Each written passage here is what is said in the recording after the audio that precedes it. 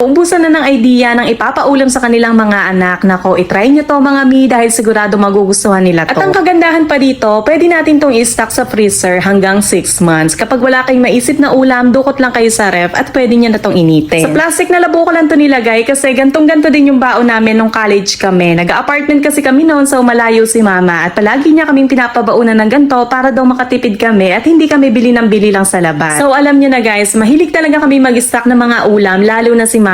Ayaw niya kami nang bumibili sa labas para daw makasigurado siya na malinis yung kinakain namin. Ugasan lang natin tong mabuti at kailangan natin tong patiktikin dahil imamarinate pa natin to ng 1 oras. Sa pagmamarinate naman ito, maglalagay tayo ng 3 cups ng pineapple juice at 2 cups naman ng toyo. 2 teaspoon ng pepper at 1 cup ng sugar. Haluin lang natin tong mabuti hanggang sa matunaw yung sugar at imamarinate naman natin to ng 1 oras lang. Take note guys, 1 hour lang natin tong imamarinate dahil yung pineapple juice nakakapagpalambot siya ng karne. So pag matagal natin tong iminarinate, baka naman magkalasag-lasag na yung karne. After 1 hour naman, dito sa pan, mag-isa lang tayo dito ng bawang at sibuyas. Intayin lang natin ito mag-golden brown bago natin ilagay yung karne. Tanggalin muna natin sa pinagmarinatan itong karne para masangkot siya siyang mabuti at maging masarap siya. Igisa lang natin itong mabuti dito sa bawang at sibuyas hanggang sa mag-half cook siya at gumanda yung kulay. Pero yung pinagmarinatan nito, huwag nyong itatapon dahil gagamitin pa natin yun mamaya. Takpan lang muna natin to at haluin nyo din paminsan-minsan para hindi masunog yung bandang ilalim.